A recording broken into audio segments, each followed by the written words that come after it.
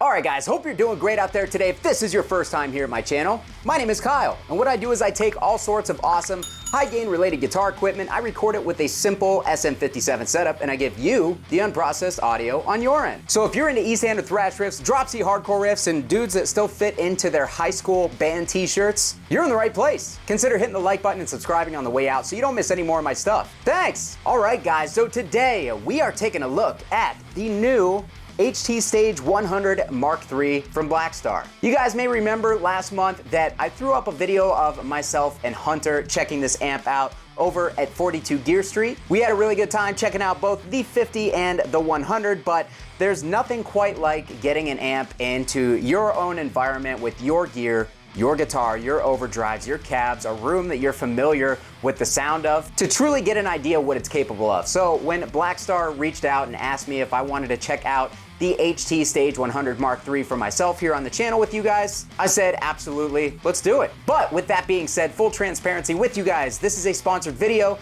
I am being paid to share this with you guys here on the channel. So feel free to take everything that I say with a massive grain of salt. You're more than fair to do so, but just remember, I'm gonna give you my honest thoughts and opinions, as I always do. Keep that in mind. So what has changed on the HT Stage 100 Mark III to warrant being called the Mark III? Well, there is one massive change, and we'll save that for the end of the description, but what the guys at Blackstar told me is they have slightly revoiced the amplifier to what they feel is a more pleasant voicing overall. I won't really be able to comment on that because the only Stage 2 or Stage 1 that I played was the 50 watt, so the 50 watt lacks the presence control, which is why I said I need the 100 watt, because tube amp without a presence control at this point, I just can't hang with that. And frankly, I love you guys at Blackstar, but I really think that the 50 should have a presence control as well. I understand they're going for a smaller form factor, but that's just like a non-negotiable. The 50 watt models also do not have a resonance control either. So if you're buying the 50 watt, keep that in mind. This one has both a presence and resonance control on the power section, and I think that that is absolutely necessary on tube amplifiers these days. My personal opinion, but if an amp doesn't have those things on it, I'm probably not going to be interested. But setting all of my personal biases aside, let's take a look at the other features on this amp. We've got a built-in reverb, that is a digital reverb.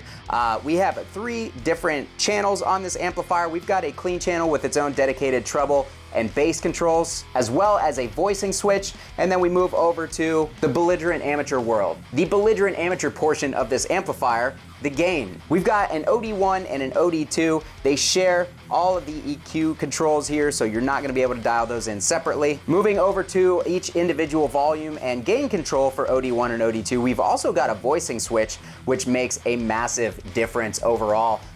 In all honesty, you can get away with using those voicing switches as an overdrive if you want to, if you don't want to plug additional pedals in, especially on gain 2. You click this voicing switch in and you're in tight chugging territory, very, very tight, punchy, responsive. But if you like that voice better, I have found that that voice does not play with external overdrive. So if you want to add an external overdrive, I would recommend leaving those voicing switches off, but we'll get into all that. I don't know why I'm telling you this right now. On the back, we have an effects loop, and where this amp really differs from the Stage 2, and that is Blackstar have added their patented CabRig capabilities to this amplifier. You guys may remember the CabRig from the Blackstar Amped series. Well, they have now put it into the HT Stage series, or the HT series in general, because they're not all the stage. I'm really good at my job. I don't understand why people pay me to do this. But you can plug this amplifier in via USB and you can access the CabSim software, which we'll take a look at the end of this video. I can honestly say it's very intuitive, it works very well, and there's a lot of really useful features in it. And we also have a dedicated CabRig XLR out with 3 different selectable impulse response slots, which you can use what comes built in, or you can load up your own impulse responses. So, $1,000, we've got a lot of features when you consider the CabRig stuff, but most importantly, how does it sound? Because if it sounds bad, then none of that matters. So let's dig into some tones before we get into the CabRig stuff. For this demo, I am starting off using my Balaguer Typhon with the Duncan distortion in the bridge, but I've got a couple other different guitars with different styles of pickups that we're gonna put through this thing. We have this amp going into a Series 1 Blackstar 8 ohm vintage 30 loaded 4x12 cab. This is an all birch cabinet. We've got an SM57 directly on that vintage 30, and there will be no post-processing on any of the sounds that you guys hear throughout this demo. And also for that intro clip, I was boosting the amp with the MXR Badass Modified Overdrive. I have personally found for what I like, this amp responds really well to having a lot of the low end cut out in front of the amp. There's enough low end on tap with the resonance and with the bass controls that if you cut a lot from the front, it really makes it very, very tight. So just to refresh you guys of what that initial tone sounded like.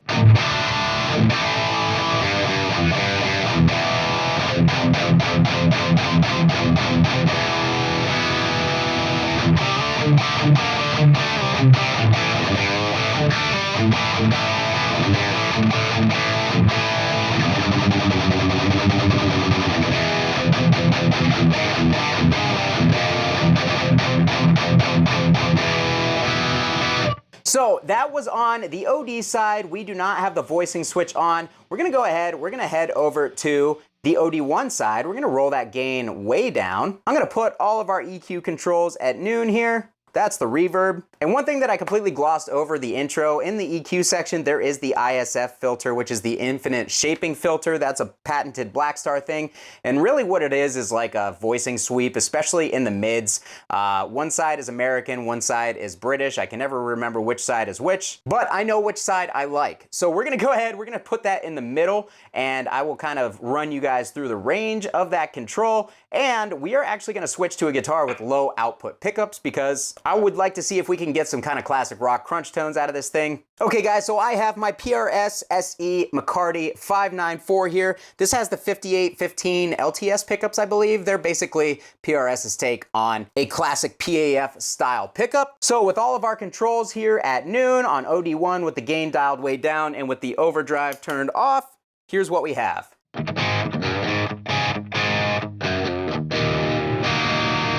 All right, so right off the bat, one thing I've noticed about this amp is the treble. If you have it dialed anywhere near noon or above, like even with the presence rolled back, very bright, kind of in an unpleasant frequency in my personal opinion. But once you roll it down and you kind of use the presence to compensate, it becomes much more pleasant to the ears. Let's also get just a little bit more resonance and a little bit more bass on that tone.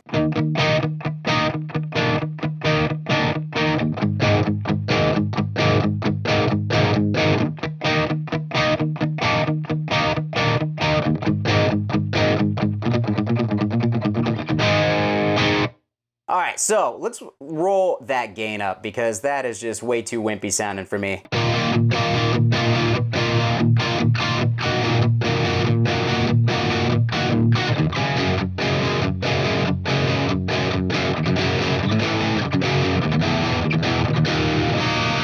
But we don't really do that stuff here. Let's go ahead, let's start pushing that gain. Let's get it up to 3 o'clock.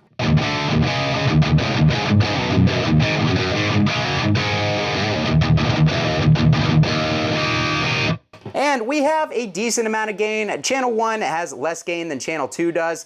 I've also noticed the gain structure is a little bit more crunchy and less like saturated. It's not that like fizzy fluid compressed type of overdrive you're used to or gain that you're used to from something like a 5150. It's a little bit stiffer feeling of an amp and a little bit crunchier sounding saturation. So let's kick on this voicing switch. But as you can see, it is way tight now. Very tight, very punchy.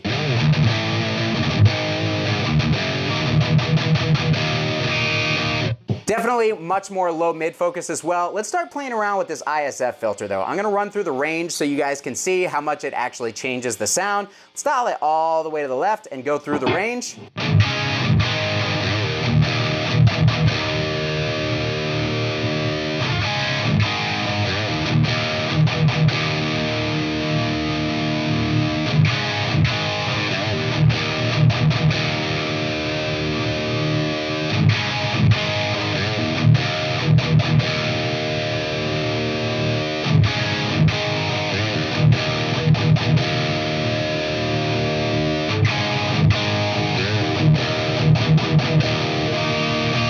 Let's go ahead, let's turn it up a little bit around this area.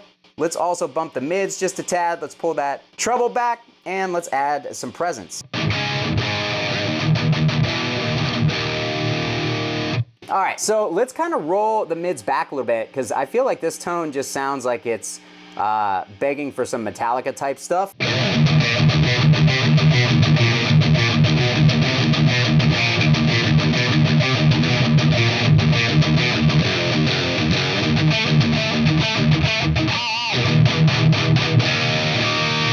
All right, so it does the scooped out 80s thing. It definitely has its own voicing to it though. Let's pull those mids back up a little bit. Let's roll the treble back down.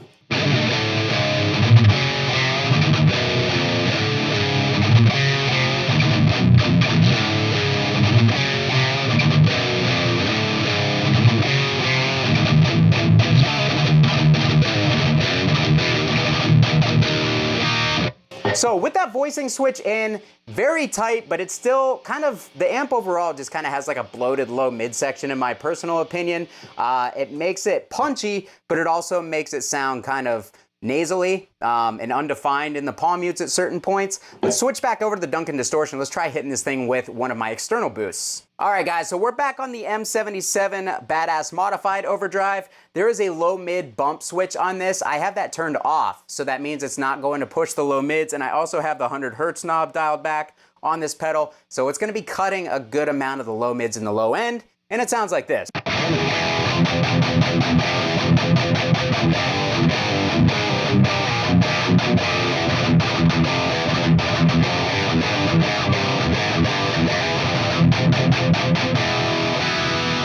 All right, so that was channel 1. We're on channel 2 now. I have touched nothing, and we actually have the gain set up the exact same way on channel 2.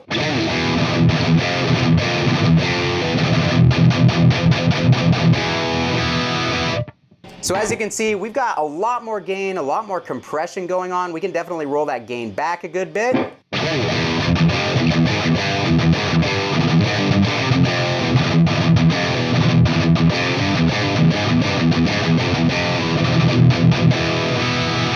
That right there was actually with no boost on at all. I forgot to turn the boost on. It's pretty tight. We're not having an overdrive. Let's go ahead and kick the overdrive in.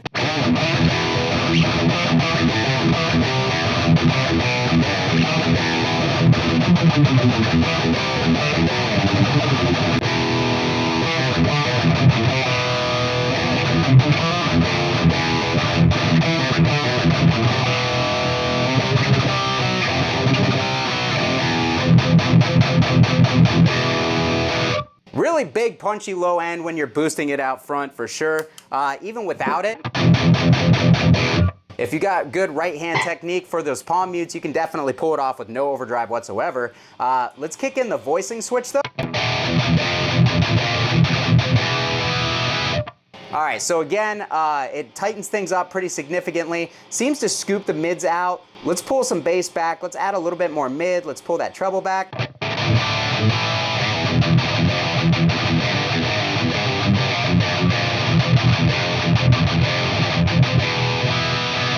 I think that this amp would be really, really good if we were going for kind of more classic death metal tones. It just has that like guttural voicing to it overall. Like every time I play it, no matter how I dial it, that's what I hear. So let's go ahead, let's roll that middle back a little bit.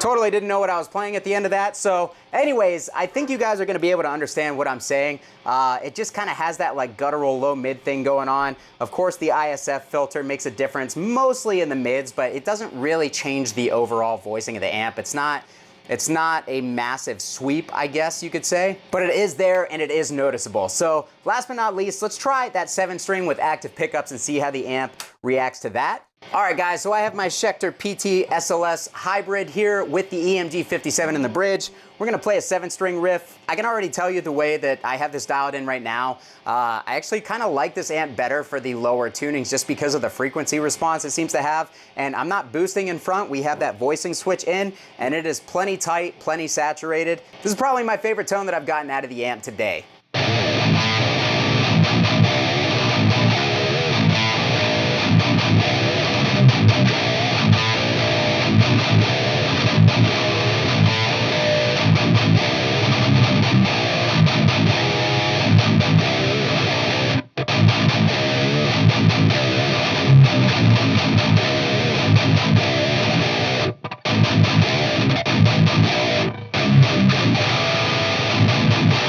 All right, so that was the playthrough through the cabinet, through the SM57. Let's go ahead, let's try out the CabRig simulation and let's try a couple different impulse responses. All right, guys, so we have the amp currently hooked up to my laptop and my recording interface. We don't have this thing going into a cab right now. We have it hooked into my into my laptop via the USB-C connection on the back of the amplifier, and then we have the XLR cable coming out of the CabRig output going directly into the interface, and we are recording this all in Reaper. I've got the Architect software pulled up because that's what it's called. It's not called CabRig. That's the XLR technology. So anyways, yeah, the software is called Architect. And guys, I love this software, honestly. If I'm being honest with you, I think that the software that Blackstar has designed for Architect, for the amped stuff and for this amp and for the St. James, it's incredibly easy to use. It's very intuitive. It's simple. Anybody who's getting into this stuff for the first time is really going to be able to understand it. And I love that. When you get into the software stuff, the user interface is key. And I think they nailed the user interface. So let's go in and check out what we've got here. So as you can see, you get 2 different cabs, which will be displayed up here on the screen as you have them selected, and they will visually change as you change them out for different cabs.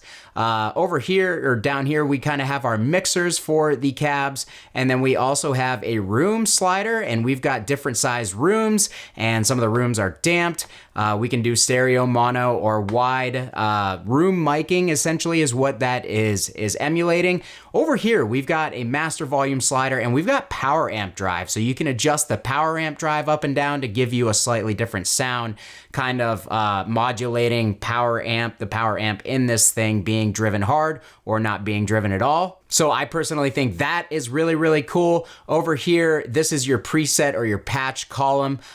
There are a bunch of Blackstar patches or presets already built in.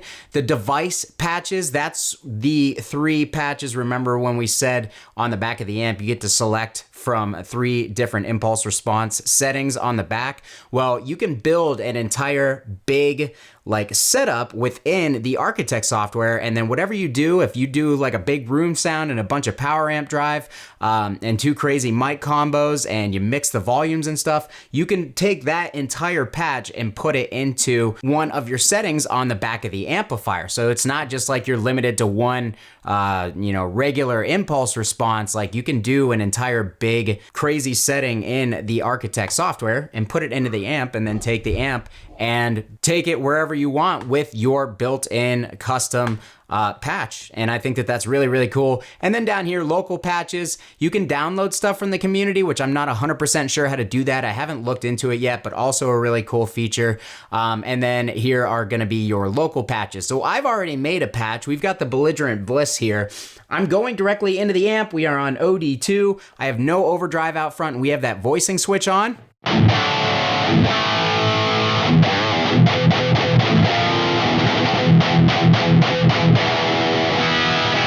And I really liked what I was getting out of that. You can also actually go over here into the settings, and as you can see, we've got reverb trails. I'm assuming that that is for the actual built-in reverb in the amplifier. I don't really mess with reverb because I'm a belligerent amateur, but it's there if you need it, and I assume that those will make some sort of differences within the amplifier. We've got some settings to show your slider values. There's also a little button over here called the randomizer. It's a dice. So like if you're just kind of like dicking around with your sounds and you want to get something, you know, you want to try your luck and get something completely crazy, you hit that dice button and boom, it gives you a completely random setup.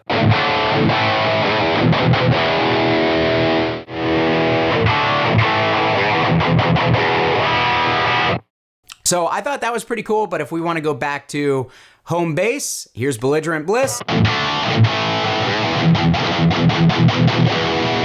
Oh man, I think that actually sounds really, really good, other than my low E's out of tune. But yeah, that's pretty much it for settings and features. Let's go into the cabs though. So you click on the cab icon and it brings up all of the different cabs that you have, and you see on the screen here we've got all sorts of different stuff. It's not limited to, you know, just sealed 4x12s. Like we've got open back combos and stuff like that. We've got really cool speakers in here. We've got El Nico type speakers, we've got Neo type speakers, and you can probably guess what you're gonna get roughly from the name of the cab. So 212 Classic USA closeback.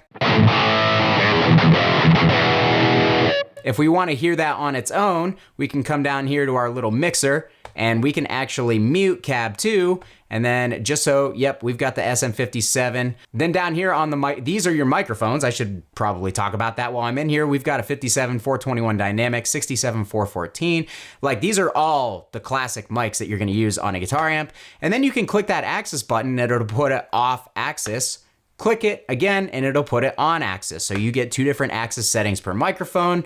Really, really cool again. So we're on that SM57. So that's that USA closeback classic. Here's a classic UK comp. So as you can see, it's a little bit more open. Let's try the 412 vintage oversized UK, which I'm assuming is kind of like a Martel, like a 1960 TV cab. 412 vintage UK. Definitely sounds like an old greenback. Modern UK. Probably a T75. Classic UK.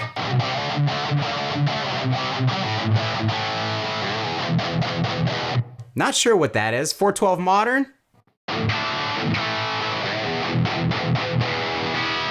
412 modern UK ceramic. That's an interesting one. And UK Neo. All right, so all that's cool. Let's go with that 412 vintage UK. And then over here, we can select our second cab. This 212 vintage stack, whatever this is, has a really cool thing going on. And if you want to bypass the cabs, you can actually even just select DI. I'm not going to do that to your poor ears though. Let's turn up that room mic and see how that affects things.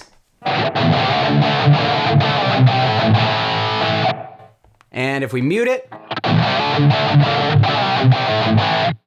yeah, it just kind of seems to add a little bit something on the end, at least for the high gain stuff. The last thing that I didn't touch on, there is a master EQ and volume and high cut and stuff, so we can completely bypass it.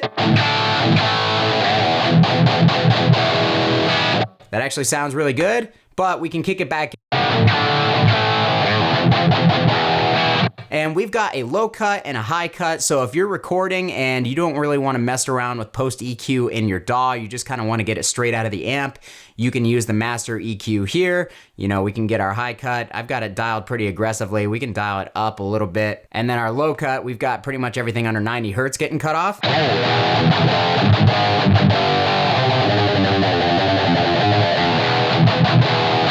And you can see we've got plus or minus 10 decibels of EQ here. So if we want to dial the lows way up,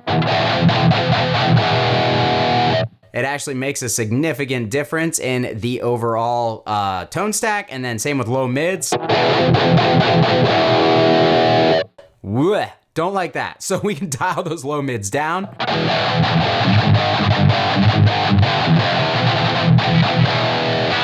And it sounds pretty cool. Let's get a little bit more highs.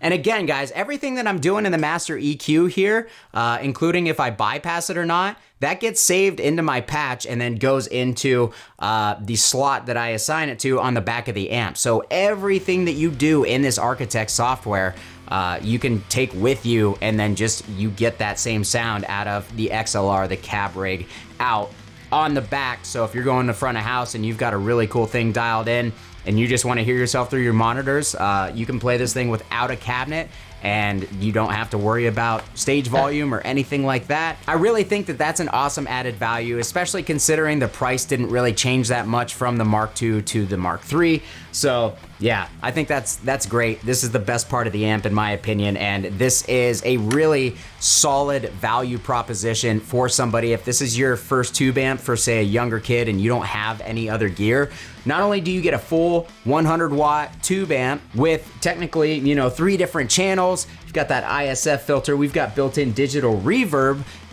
you get this entire digital side of it. You can use all this to get started on your recording journey. You can record at home silently and not bug your parents. That's awesome. Or you can go out and play a local punk rock show and have all the volume and the headroom that you're gonna need in this 100 watt amp. So that is gonna finally do it for me. I know this is gonna be a long video, but there was just a lot to cover with this amplifier. So I'm gonna leave it to you guys. What do you think about the new Blackstar HT Stage 100 Mark III? Really curious to hear your thoughts. What do you think about the tones that I got here in the video? If you have played one of these for yourself, what has your experience been? And what do you think about the new CabRig technology and the Architect software? Do you think that it's usable? Do you think it's as easy to use as I do, or as streamlined as I do? Or do you not like it? I don't know. Whatever it is, let me know down below in the description of this video. If you want to pick this amp up, $1,000 right now, I'm gonna direct you over to zounds.com. That will be an affiliate link down below in this video, and Zounds and I work closely with Blackstar. It's kind of a 3-way relationship whenever I work with any Blackstar products. So if you guys wanna pick this up and you're in the USA, go ahead, hit that Zounds affiliate link down below in the description of this video. If you pick one up, I get a little bit of a commission on the sale. It helps the channel, and I would really appreciate it. That's gonna do it for me today, guys. I will meet you down there in the comments. Thank you so much for watching. Kyle here again, and we'll see you next time. Goodbye!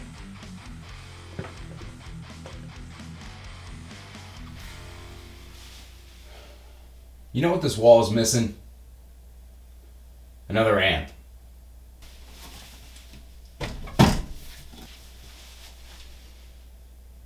There we go.